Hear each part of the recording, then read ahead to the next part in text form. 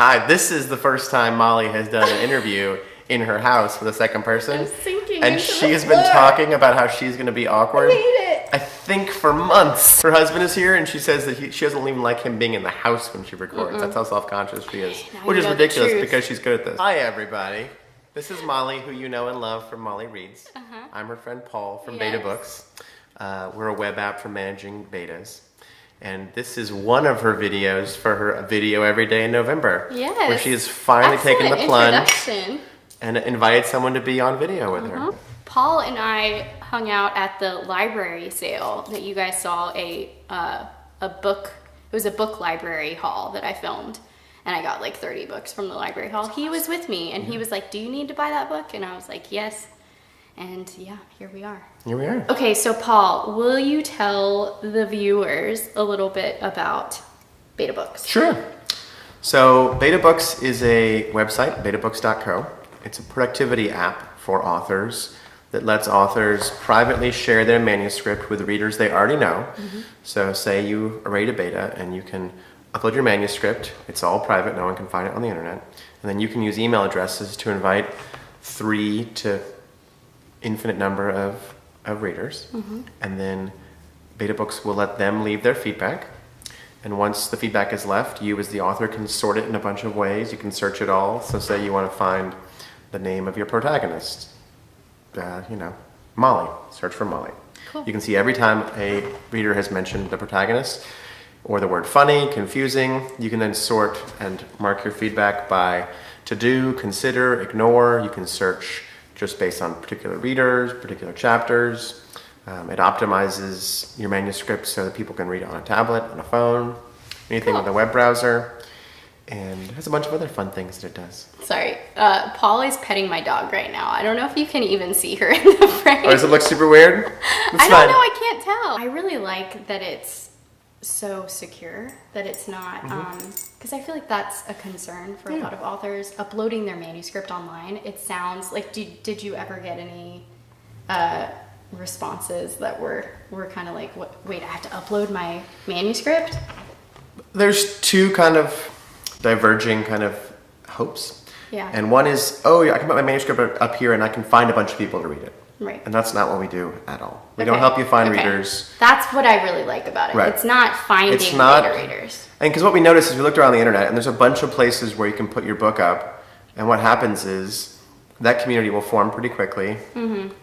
Thousands of readers. And then just as many manuscripts will show up. And then it becomes impossible to figure out what's good. And there are people that want to read books and want to be beta readers. It doesn't seem to be there's a huge lack for those people. I mean, if you're looking for someone to be a free editor, you're not going to find that. Don't do that. Don't ever do that. It's a skill. Yeah. And people study to know how to do. Yeah. I want to take a step back here and Yes. talk about beta reading in general. Sure. Because I think some people watching maybe they're writing their manuscript for the first time, or they're writing their first novel, and they don't know what a beta reader is. Can you describe what that is? Just kind of backing up a little bit. So a beta reader is basically one of a couple things. There's a couple types of beta readers. What you're looking for is someone who's going to read your book like your target audience will read it, your ideal reader. So they're going to read it like a reader. They're going to go through at a normal pace and see how the story strikes them, how the characters resonate with them, and how they like it, and give you feedback on it. Think of like market testing for a movie. You'll hear about that happening. We'll do test screenings. It's kind of like test screening a film, but for a book. And That's a good way to put it. now a couple other kind of variations are sensitivity readers, which are a thing that authors will often find people from a specific background that is in their book. So say you have someone who is a lawyer, maybe you might want a lawyer to read your book, or someone from a particular religious or ethnic background or life experience, say someone who is blind. If you have a blind character, you might get a Braille version or an audio version and send it to them and kind of get their feedback to see, is this an accurate depiction of what that person's life is like? And then finally, a lot of people will kind of have their critique groups and their beta groups kind of overlap. Okay. So a critique group is more, say, other authors, other writers, and they will be giving you more kind of authorly advice and looking at things that might escape or not even matter to the average reader. voice, punctuation, Cool. pacing, that kind of stuff. Cool. Yeah. So would you say that beta readers are essential no matter what the book is? No. No? No. I thought you would say yes. I would say that they are a super valuable tool, and you can decide not to use them, but that's your decision, and I think you're leaving opportunity on the table, basically. Yeah. Because it's not really hard to do, and I don't see a downside to it, Yeah. and Yeah. I only see benefits. And the people that do it almost universally come back and say, "Oh, I missed this one silly thing," and a reader was like, "Hey, the color that you said was super important in chapter 3, you mentioned a different color in chapter 9." Or you might learn like what readers really like about what you're doing. You might think, "Oh, I'm really good at writing dialogue," and then you give it to 5 beta readers, and they come back and say, "Oh, the action scenes were so great," and you never thought you were good at action, but the beta readers will tell you that.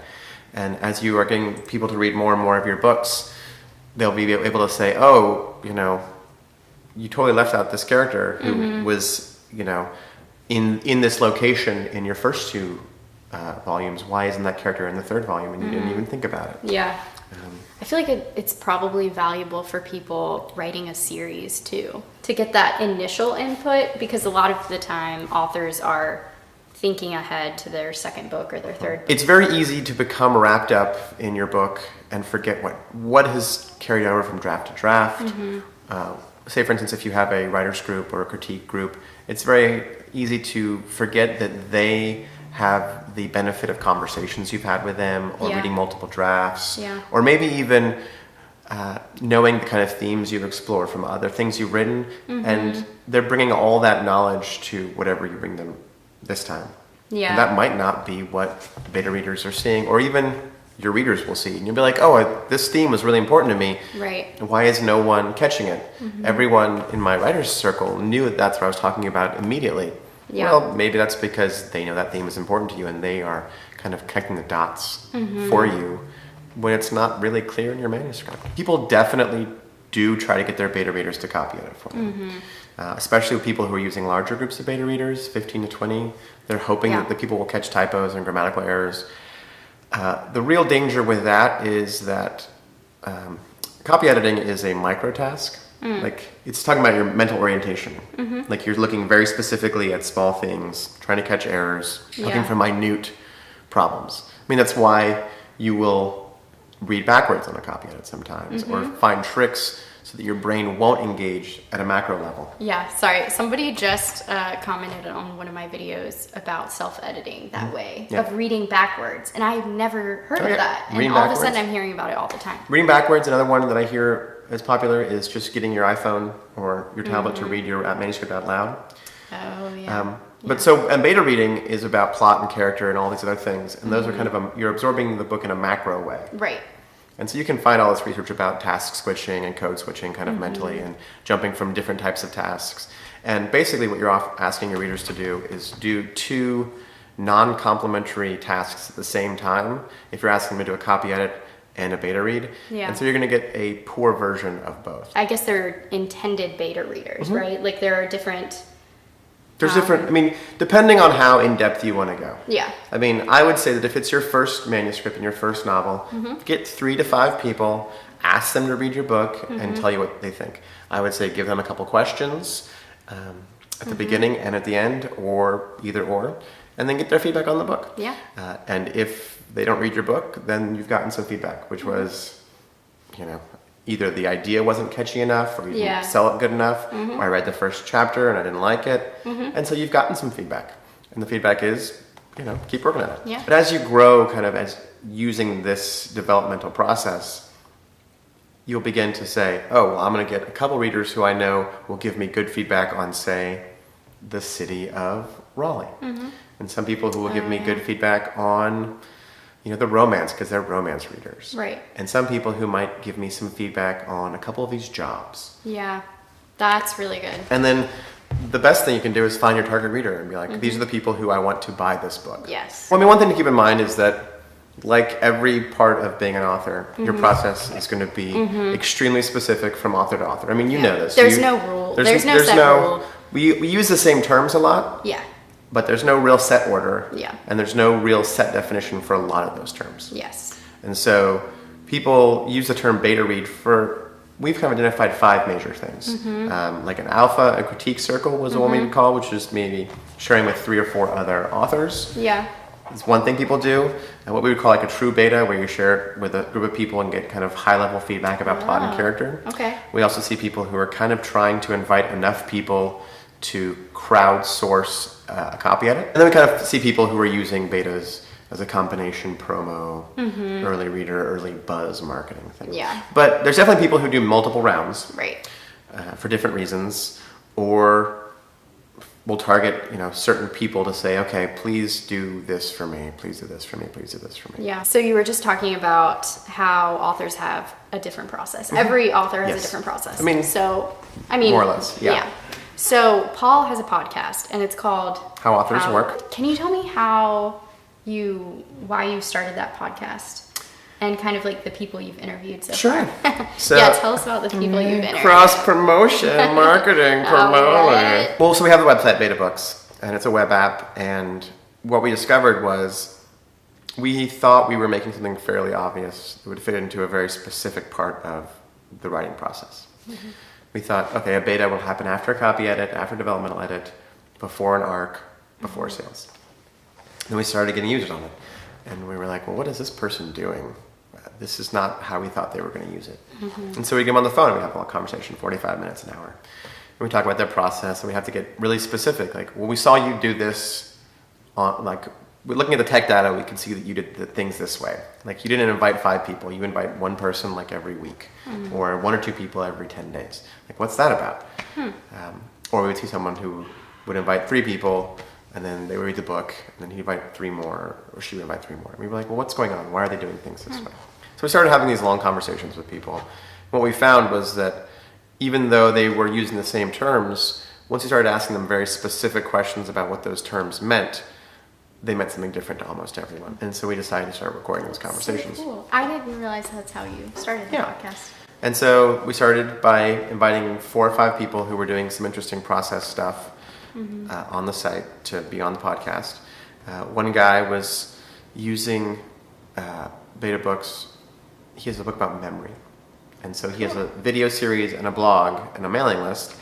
And after someone has finished all that, he'll invite them to BetaBooks. And because of the feedback tool, we can have conversations with them, and they just read the chapters for the book. Cool. So we were really confused because he would be inviting 1 or 2 people a week, and we were like, why? Yeah. Why is that happening? Yeah. Another person invited 200 readers, but he only uploaded a chapter at a time. So we were like, well, what's going on there? Like, is your book not done? Are you trying to control how they read it? Well, he was writing his book. He was actually dictating his book. And as soon as it was transcribed, he would post it and have those 200 people read it and get their feedback. And after the whole book was written, he would take their feedback and he would take it to a developmental edit and incorporate it. And so he was basically writing his book live. Whoa. And getting feedback as he was writing it. I can't imagine writing that way.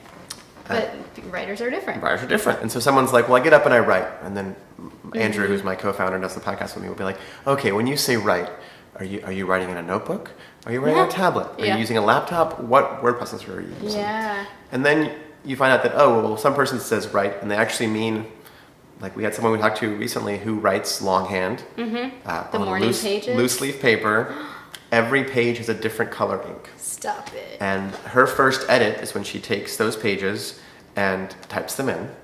So she types them in, transcribes them, and then she destroys her handwritten paper so she can't go back and second guess her first draft. Interesting. So that's kind of where we came up with the idea and why it's interesting to us. Yeah. And then we started asking people like Molly, who's an editor, and people who do other things in that process to come in and say, well, where do you fit? Okay, so I want to talk a little bit about our reading preferences. Okay. Because Paul and I are very different readers. Although we both did read The Night Circus. We and did. Enjoyed it. I think that might be the only book. Well, that Nixia. Both like Nixia. Nixia, yes. We both like Harry Potter. Yes. I feel like, do you gravitate towards sci-fi, right? I will read sci-fi, fantasy, like some nonfiction.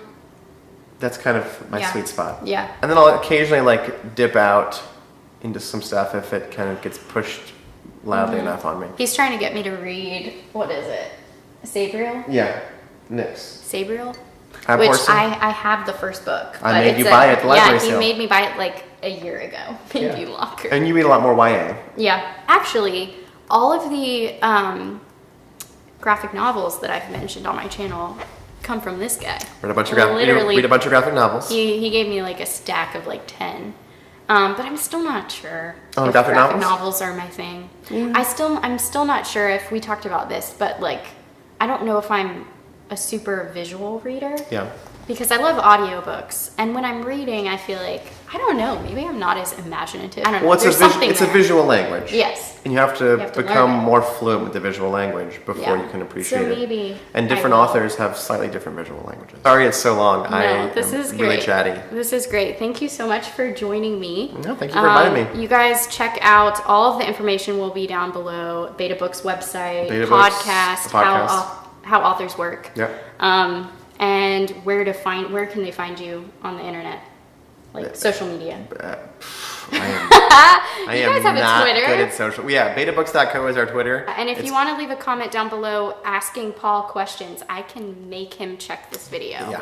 And And he can answer them. I love answering questions. About the beta reading process specifically, since this is NaNoWriMo. If you want to themed. contradict everything I've said, Yeah, if you want to fight free. him, I'm just kidding. I will. No hate, no hate. If you're doing a book for NaNoWriMo, congratulations. That's huge. Yeah. Finish strong. Don't be right. discouraged. And it's Let's awesome to write. cheers. Bye. Bye.